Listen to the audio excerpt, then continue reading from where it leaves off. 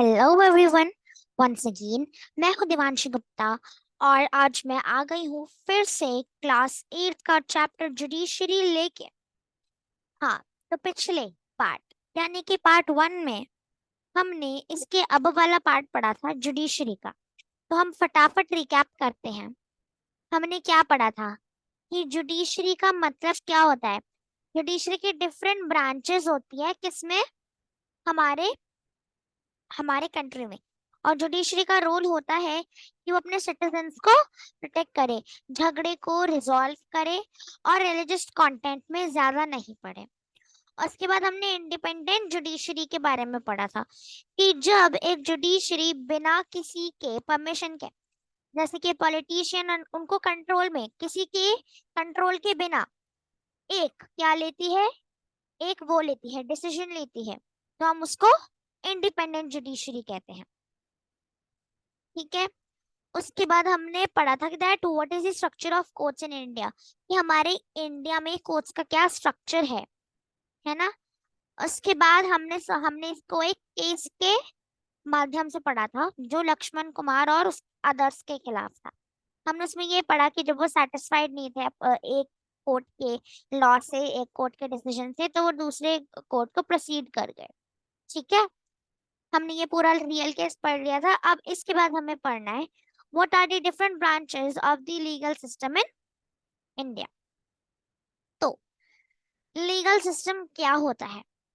Legal system होता है एक ऐसा सिस्टम जो वायलेंट ना हो।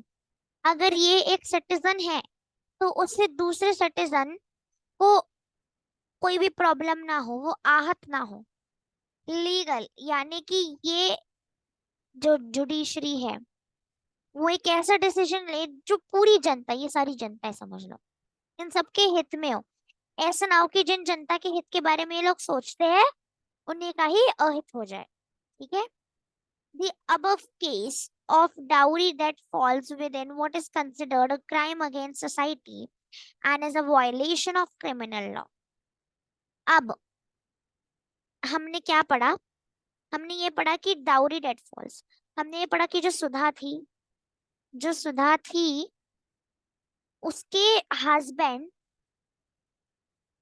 हस्बैंड और उसकी मदर इन लॉ, यानी कि इसके हस्बैंड की मदर, मदर इन लॉ, उन्होंने डाउरी के लिए, सिर्फ और सिर्फ डाउरी के लिए सुधा को जला दिया, है ना। मतलब डाउरी डेथ कर दी उसकी। तो यही होता है डाउरी डेथ फॉल्स। और ये डाउरी डेथ फॉल्स आजकल हमारे सोसाइटी में इतने बढ़ चुके हैं कि जहाँ पे भी देखो डाउरी डेथ फॉल्स आपको आराम से मिल जाएंगे। ठीक है। इन क्रिमिनल लॉ तो ये इसमें कंसिडर किया जाता है क्रिमिनल लॉ में। अब ना दो टाइप के लॉज होते हैं लीगल सिस्टम के। एक होता है, लिखो आप, ये लिखो अपने नोट्स में। पहला होता है, मैं अच्छे से लिख देती हूँ, पहला लिखिए, पहला होता है क्रिमिनल क्रिमिनल लॉ और दूसरा होता है सिविल लॉ। मैं बताऊंगी कि दोनों में डिफरेंस क्या है, दोनों लॉज अलग अलग क्यों होते हैं। क्रिमिनल लॉ, हमने जैसे केस लिया डाउरी दैट फॉल्स, वैसे अगर कोई ऐसा केस हो कि किसी का मर्डर किया गया हो या फिर किसी के ऊपर झूठा आरोप लगाया गया हो, तो वो सब क्रिमिनल लॉ के अंडर आते हैं। In addition to criminal law the legal system also deals with civil law cases, जैसे मैंने आपको ये बताया। You read in chapter 4 of how a new civil law was passed in 2006 to protect women against domestic violence. Look at the following table to understand some of the significant differences between civil law and criminal law. है ना। जो criminal law होता है, पहले जो मैं differences लिखवा रही हूँ ना, आप लोग वो लिख लो। पहला तो आप ये लिखो कि जो क्रिमिनल लॉ होता है ना, क्रिमिनल लॉ मैं मेनली बता रही हूँ, क्रिमिनल लॉ मेनली होता है मर्डर्स के लिए, किसी के भी झूठे आरोप, किसी के भी झूठे आरोप के लिए, या फिर कोई भी वायलेंस जैसा केस हो, जैसे कि डोमेस्टिक वायलेंस, है ना। अब सिविल लॉ क्या होता है, जैसे प्रॉपर्टी, ये हो गया सिविल लॉ। प्रॉपर्टी हमें नॉर्मली डाइवोर्स, ये सब आ जाता है सिविल लॉ के अंदर। ठीक है। तो मैं आशा करती हूँ जब तक आपको समझ आ रहा होगा। अब डिफरेंशिएशन हम देख लेते हैं। Criminal law deals with conduct or acts that the law defines as offenses. For example, theft, harassing a woman to bring more dowry, and murder. मैंने भी आपको ये बताया, किसी पर झूठे आरोप लगाए गए हो, किसी वुमन को डाउरी और अधिक डाउरी लाने के लिए उसको हरास कर रहे हो, या फिर कोई भी चोरी, ये सब। It usually begins with lodging of an first information report, FIR. देखते हैं ना क्राइम पेट्रोल में, एफआईआर दर्ज कीजिए, तो यही होता है एफआईआर, ये फर्स्ट इंफॉर्मेशन रिपोर्ट। अगर कोई क्राइम अगर आपके साथ हुआ है तो उसको अच्छे से बताने के लिए आपको एफआईआर यानी कि फर्स्ट इंफॉर्मेशन रिपोर्ट लिखवानी पड़ती है with the police who investigate um, who investigate the crime after which a case is filed in the court। अब हमने देखा कि कोर्ट और पुलिस ऑफिसर्स है दोनों अलग अलग, पर काम वो लोग इन्वेस्टिगेट करने का ही करते हैं दोनों। तो कोर्ट पुलिस ऑफिसर से बड़ा होता है। फर्स्ट इंफॉर्मेशन रिपोर्ट जब दर्ज जाती है तो वो पुलिस ऑफिसर्स के पास जाती है। जब वो इस केस के बारे में इन्वेस्टिगेट कर देते हैं तो ये फर्दर ये केस किसके पास डाला जाता है? कोर्ट के पास। If found guilty the accused can be sent to jail and also fine. और अगर हमने जब इन्वेस्टिगेट किया और हमें पाया गया जिसके ऊपर आरोप लगाया गया था वो बिल्कुल सही है कि उसने ऐसा किया है, तो या तो आप उसको अक्यूज कर सकते हो, जेल में डाल सकते हो, फाइन कर सकते हो, या फिर अगर बहुत ज्यादा ही बड़ा केस हुआ हो तो you can even hang them. होती है ना फांसी की सजा, वो। अब हम पढ़ेंगे क्या? Civil law. आप लोग सोचिए एक मिनट के लिए कि सिविल लॉ एक्चुअली होता क्या है। सोचिए, मैं बताती हूँ। It deals with any harm और injury to rights of individual, यानी कि property, divorce, for example disputes relating to sale of land, purchase of goods, rent matters, divorce cases मैंने बताया, डाइवोर्स केसेस और प्रॉपर्टी यानी कि लैंड वाला। तो अगर कोई ऐसा हो कि आपको लगता है कि नहीं मेरा राइट है, ये मेरा राइट है, और ये कोई और बंदा मेरे से छीन रहा है, मेरा राइट इस समय पे क्या है, मेरा लैंड है, वो मेरा राइट है, और इस बंदे ने बिना पूछे मेरे से मेरी लैंड ले ली, तो ये सिविल लॉ के अंडर आएगा। ठीक है। A petition has to be filed before the relevant court by the affected party only in a rent matter, either the landlord or the tenant can file a case। मैं इसको दोबारा से समझाती हूँ। ये देखो, a petition has to be filed, इसमें हमें पहले एफआईआर फाइल करनी पड़ती थी, पर इसमें एक पिटिशन आप फाइल कर सकते हो। ठीक है। Of filed before the relevant court by the affected party owner. जब ये पिटिशन है हम ये फाइल कर रहे हैं, ये रेलेवेंट कोर्ट से पहले ही होना चाहिए, जब ये सारी पार्टी को, अफेक्टेड पार्टी को पता चल रहा है उससे पहले। In a rent matter either the landlord और tenant can file a case. Rent matter यानी कि मेरी एक लैंडलॉर्ड है और मैं उनके घर पे रेंट पे रहती हूँ। अब उन्होंने क्या किया मेरे को बताया नहीं, उन्होंने मेरे से कॉन्ट्रैक्ट साइन करवाया था रेंट पे घर लेने से पहले कि आपका हर महीने में 1,000 रुपए किराया बढ़ाऊंगी, पर उसने एक महीने बाद डायरेक्टली 3,000 रुपए किराया बढ़ा दिया। और और जो उसने फाइल करवाई थी मेरे से रेंट से पहले एक फाइल, उसमें तो ये लिखा है कि वो हर महीने 1,000 बढ़ाएगी। तो इस चीज के लिए मैं केस फाइल कर सकती हूँ, पर वो या तो सिर्फ लैंडलॉर्ड कर सकता है अपने टेनेंट के खिलाफ, या फिर टेनेंट कर सकता है अपने लैंडलॉर्ड के खिलाफ। जो मैंने एग्जांपल दिया वो लैंडलॉर्ड के खिलाफ था, क्योंकि उन्होंने बोला था वो 1,000 रुपए मंथली बढ़ाएंगे, पर उन्होंने 3,000 रुपए बढ़ा दी। The court gives the specific relief asked for. और जो कोर्ट है ना वो सिर्फ उतना ही इन्फो देता है जितना उनको लगता है कि नहीं ये मांगा गया है। For instance, in a case between a landlord and a tenant, अब जैसे मैंने अभी आपको एग्जांपल दिया उन दोनों के बीच में, the court can order the flat to be vacated and pending rent to be paid। Court ये भी कर सकते हैं कि अगर उसको लगता है कि नहीं लैंडलॉर्ड की नहीं गलती है, टेनेंट की गलती है, तो वो क्या कर सकता है, वो टेनेंट को बोल सकता है कि आप ये जो है ना घर खाली करो, और जो पेंडिंग आपका रेंट रहता है, लोन रहता है, वो आपको उनको चुकाना है। पर अगर बाय चांस कोर्ट को ये लगता है कि नहीं टेनेंट सही है लैंडलॉर्ड गलत है, तो वो लैंडलॉर्ड को क्या बोल सकता है कि आप एक महीने के लिए 1 साल के लिए इसको बिना किसी रेंट के क्या करो, रहने दो। ठीक है। ऐसा हो सकता है। ये होते हैं difference between civil law and criminal law. ये अगेन एक वही है, तो आप इसको बता सकते हैं। ठीक है, नेक्स्ट। ये एक बहुत ही इंपॉर्टेंट क्वेश्चन है, does everyone have access to courts? जो जो हमारी पूरी इंडिया है, सपोज ये हमारी इंडिया है, ठीक है, इसमें से ये हमारी भारत है, इसमें से क्या ये स्टेट है, ये स्टेट है, ये स्टेट है, ये स्टेट है, ये इतनी बड़ी स्टेट है, ये स्टेट है, इनमें से क्या सारी स्टेट्स में जो लोग ज्यादा पढ़े लिखे नहीं है उनके पास क्या कोर्ट का राइट नहीं है? हाँ या ना? एक ये ऐसा बहुत ही कॉमन क्वेश्चन है जो अक्सर हम सबके मन में आता है कि क्यों नहीं है, और है तो किस लिए है, क्यों है, जब इनको कोई नॉलेज ही नहीं है। तो ये दो क्वेश्चंस आते हैं। पहले तो अगर इफ दे हैव वाले केस में, how they have, because they are not educated, how? और नहीं है इफ दे डोंट, तो why do they don't have, क्यों नहीं है? एवरीवन हैज एक्सेस टू, ठीक है ना? In principle, all citizens of India can access the courts in this country. हमारे जो प्रिंसिपल है, हमारा जो कॉन्स्टिट्यूशन लिखा गया है, जो राइट टू इक्वालिटी है, फंडामेंटल राइट्स है, उनके हिसाब से सारे सिटीजन्स ऑफ इंडिया, जितनी भी स्टेट्स है, सारे सिटीजन्स को कोर्ट पे राइट है। They have right to court, ठीक है? They all have right to court, that yes, we can go to court if we feel like our fundamental rights have been violated. This implies that every citizen has a right to justice through the courts. तो फिर वो non educated हो educated हो, अगर वो सही है तो उसके पास जस्टिस होगा। As you read earlier, the courts play a very significant role in protecting our fundamental rights. ये तो मैंने आपको ऑलरेडी बता दिया। If any citizen believes that their rights are being violated, then they can approach to the court for justice to be done. ये भी मैंने अभी आपको बताया। While the courts are available for all, in reality, access to courts has always been difficult for vast majority of the poor in India.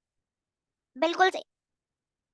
Court में हम सब कहते तो है कि हमारे कॉन्स्टिट्यूशन फंडामेंटल राइट्स के हिसाब से कोई भी कोर्ट को अप्रोच कर सकता है, कोई भी अपनी समस्या खड़ी कर सकता है, पर क्या ये एक्चुअली में सच है? नहीं, ये एक्चुअली में सच नहीं है। या ये एक्चुअली में सच नहीं है, क्योंकि हम सोचते कि सबको मिलेगा एक्सेस, पर जो पुअर है, जो नॉन एजुकेटेड है, उनके पास तो इनफ एविडेंस ही नहीं है, और उनका जल्दी से साथ देने के लिए कोई तैयार भी नहीं होगा, है ना? Legal procedures involve a lot of money and paper work as well as take up a lot of time. अब ये तो हो गया कि उनको कोई साथ देने का तैयार नहीं है, पर एक और सबसे बड़ी समस्या क्या है? They are poor, and if they are poor, they don't have much money, and as we all know that lawyers take a lot of money for only one judgment, तो इतना पेपर वर्क, इतना money, इतना time वो लोग कहाँ से लाएंगे? For a poor person who cannot read and whose family depends on daily wage, एक ऐसा poor person जो खुद नहीं पढ़ सकता और उसकी फैमिली पढ़ लिखी नहीं है, वो सिर्फ और सिर्फ डेली वेज पर डिपेंड करते हैं। So the idea of going to the court to get justice often seems remote. Remote, अब रिमोट का मतलब इधर क्या है? टीवी वाला रिमोट, एसी वाला रिमोट? नहीं। हमने जान लिया कि पुअर है, उनके पास मनी नहीं है, पेपर वर्क का टाइम, वो एजुकेटेड नहीं है। अब अगर ऐसे में वो कोर्ट जाने की सोचेंगे तो रिमोट यानी कि थोड़ा रेडिकुलस लगेगा। भाई ये कुछ नहीं होगा, तू अगर सही भी हो ना, तेरे को जस्टिस नहीं मिलेगा, ऐसे बोलते हैं लोग। तो दैट इज नॉट राइट। आप लोगों का इस पे क्या सोच है ना? ये गलत है ना? ओके, आगे बढ़ते हैं अब हम। Okay, in response to this, the Supreme Court in the early 1980s devised a mechanism of public interest litigation और PIL। अब ये जो रिस्पॉन्स था ना इसका, इसके लिए गवर्नमेंट ने PIL अनाउंस किया। उन्होंने कहा कि जब PIL अनाउंस करेंगे उसमें पब्लिक का जो इंटरेस्ट है वो हम अच्छे से सुनेंगे। और ये किसने सबसे पहले किया था? सुप्रीम कोर्ट ने, ठीक है, सुप्रीम कोर्ट ने। इंक्रीज एक्सेस टू जस्टिस, ये जस्टिस बढ़ाने के लिए, फॉर जस्टिस, ठीक है। It allowed any individual or organisation to file a PIL, PIL यही चीज जो अभी ये फुल फॉर्म थी, in the high court or the supreme court on behalf of those whose rights were being violated. आप PIL file कर सकते हो उनके बारे में जिनको ये लगता है कि उनकी राइट्स वायलेट हो रही हैं। The legal process was greatly simplified and even a letter or telegram addressed to the Supreme Court or the High Court could be treated as a PI। और अगर आप कोई रिक्वेस्ट सिंपली बताते हो high court या फिर supreme court को, तो वो भी एक पीआईएल की तरह ही मानी जाएगी। In the early years, PIL was used to secure justice on a large number of issues। अब अर्ली समय में यानी कि 1980s में ये बहुत काम आया, बहुत सारे जस्टिस दिलाने के लिए बहुत सारे इश्यूज में। As rescuing bonded labourers, rescuing bonded labourers यानी कि जिनको बांध के रखा हुआ है, वो अपनी मर्जी की नहीं कर सकते। Rescuing bonded labourers from inhuman work conditions. Factory है, फैक्ट्री में उनको ढंग से काम नहीं करने दिया जा रहा, उनको ढंग से खाना तक नहीं मिल रहा, they are not getting proper food, तो ये पीआईएल आप इशू करवा सकते। Okay. And securing the release of prisoners in Bihar who had been kept in jail even after their punishment term was complete। एक और है कि जब जब जो लोग थे जिन्होंने कोई क्राइम किया था वो अपनी गलती समझ गए और उनका जो टाइम था कि उनको जेल में इतने पीरियड के लिए रहना है, हम कहते हैं ना कि एक तो जीवन की सजा पूरी, आप उधर ही मारोगे, उधर ही सब कुछ होगा, वो होती है पूरी जीवन की सजा। पर हम बोलते हैं ना कि 10 दिन की जेल, 2 साल की जेल, ये सब। तो ऐसे ही बिहार में एक इंसिडेंट हुआ था जिसमें जो प्रिजनर्स थे उनका टाइम कुछ होगा, पर उनके टाइम से अधिक उनको जेल में रखा गया था, है ना। तो ये गलत बात थी, तो हमने पीआईएल फाइल करके उनको निकाल लिया। Did you know that the midday meal that children now receive in government and government aided schools is because of a PIL। एक PIL जो एक पुअर आदमी ने की होगी शायद से, कि हमारे बच्चे को खाना नहीं मिलता ढंग से स्कूल में, हम नहीं दे पाते, तो उस वो पीआईएल की वजह से अब क्या हुआ कि वो हमारी गवर्नमेंट ने मिड डे मील शुरू कर दी। और अभी मैं इसके बारे में पढ़ते हैं कि ऐसा क्यों हुआ। In 2001, the drought in Rajasthan and Orissa meant that millions faced acute shortage of food। एक ड्राउट आया जिसके कारण शॉर्टेज ऑफ फूड हो गई। Meanwhile the government godowns are full of grain, और गवर्नमेंट के पास फुल ऑफ ग्रेन था, पर ये ना रैट्स खा जाते थे। और ये जो सिचुएशन थी ना, इसको हंगर एमडिस्ट प्लेंटी कहते हैं। An organisation called the People Union of Civil Liberties, ये देखो, यूनियन ऑफ सिविल लिबर्टीज और PUCL filed a PIL in Supreme Court। It stated that the fundamental rights of life guaranteed in article 21। उन्होंने ये कहा article 21 में ये लिखा हुआ है कि सबको राइट टू लाइफ है। आर्टिकल 21 यानी कि ये आ सकता है वन में राइट टू लाइफ, उसके अकॉर्डिंग बच्चों को खाना नहीं मिल रहा, इसलिए ये सब हुआ था और उसके बाद से मिड डे मील शुरू हो गई। ओके, नेक्स्ट पढ़ते हैं। For the common person access to courts is access to justice. एक कॉमन पर्सन, चाहे फिर वो बहुत ज्यादा रिच हो, मिडिल क्लास हो या फिर लोअर क्लास की अक्सर हम बात नहीं करते क्योंकि हमने अभी ऊपर उनकी प्रॉब्लम्स पढ़ी है। पर अपर क्लास और मिडिल क्लास, इनके पास अगर को एक्सेस टू कोर्ट्स है तो मतलब उनके पास एक्सेस टू जस्टिस भी है। The courts exercise, sorry for underlining on over it, okay, the courts exercise a crucial role in the interpreting the fundamental rights of citizens as you saw in the above case। हमने ये जाना कि courts ऐसे laws निकालता है जो सबके हित में हो। अगर उनको लगता है कि हमें जस्टिस चाहिए, कि हम सही है, तो हमें जस्टिस देंगे। Okay. The courts interpreted Article 21 of the Constitution on the right to life to include right to food। Right to life में उन्होंने राइट टू फूड भी कर दिया, क्योंकि जीने के लिए तो फूड चाहिए होता है ना। They therefore order the state to take certain steps to provide food for including midday meal to all this। Okay. अब उन्होंने यह कहा कि अगर सारे स्कूल्स को नहीं मिल रहा खाना, बच्चे ड्रॉट के कारण बच्चे सफर कर रहे हैं, उनके पास राइट टू लाइफ नहीं है, तब मिड डे मील स्कीम शुरू कर। ठीक है, इससे बच्चों को मिड डे मील स्कीम मिलने लगी। However, there are also court judgments that people believe work against the best interests of the common people. पर कभी कभी ऐसे भी कोर्ट में कोई जजमेंट्स हो जाती है। कोर्ट है, एक कोर्ट के जज ने जजमेंट ली कि सारी जनता को ये चीज छोड़नी पड़ेगी, पर जनता को उस चीज से बहुत लगाव है, तो फिर वो जनता के अहित में हो जाएगा, वो उनके इंटरेस्ट नहीं होंगे। For example, activists who work on issues concerning the right to shelter and housing for the poor believe that the recent judgments on evictions are a very far cry from earlier judgments. जैसे कि जो लोग interviews लेते हैं ना कि आपको कैसा लगा है ना, तो उनको ये लगता है कि जो इनके पुअर लोगों के घर हटा दिए गए हैं, वो जो पुअर लोग हैं उनके लिए रोने एक ऐसी समस्या है अब जिनका कोई इलाज नहीं है। हम देखते हैं ना कि इलीगल जो लोग बस्तियां बनाते हैं और उसको गवर्नमेंट बाद में तोड़ देती है, क्योंकि वो कैसे झोपड़पट्टी में रहते हैं, है ना। तो इस चीज के लिए बहुत से लोगों को लगता है कि that you are not doing right at this moment, पर actually when we are right we should, क्योंकि हुआ है भाई, उन्होंने इलीगल तरीके से क्या किया है ये सब।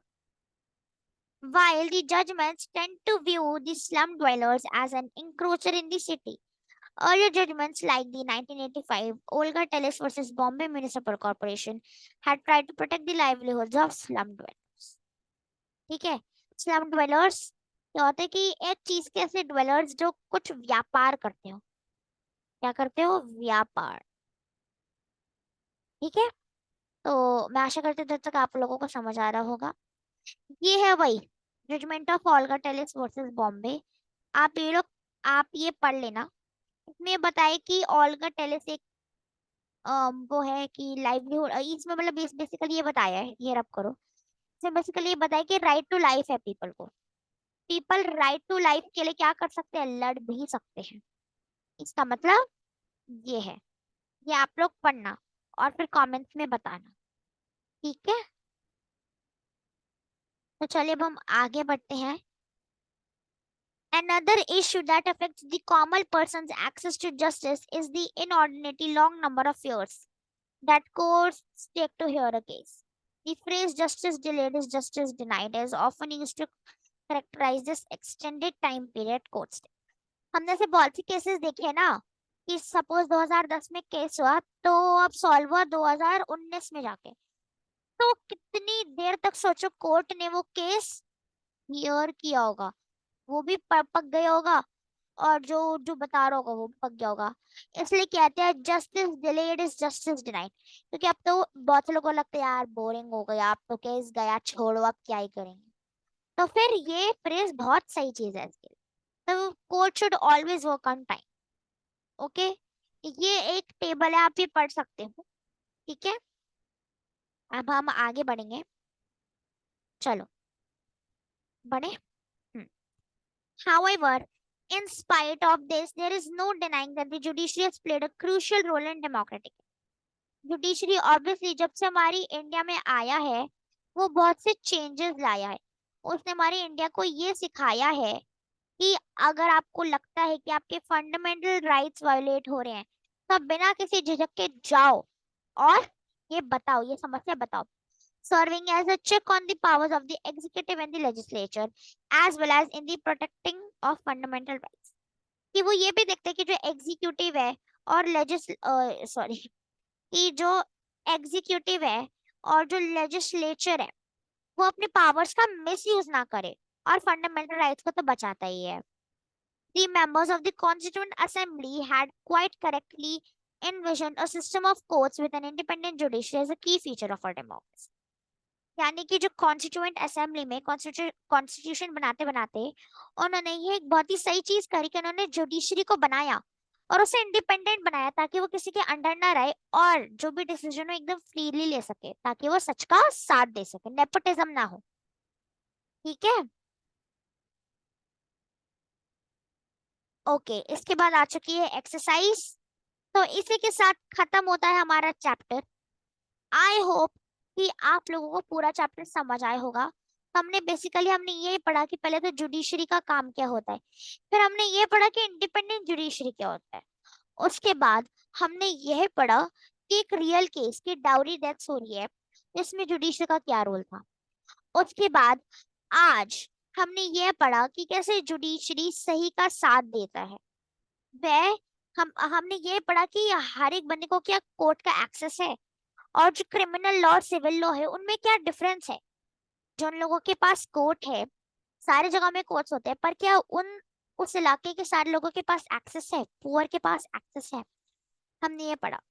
फिर हमने ये पढ़ा कि जुडिशरी कैसे मदद करती है किसी भी मुश्किल घड़ी के वक्त।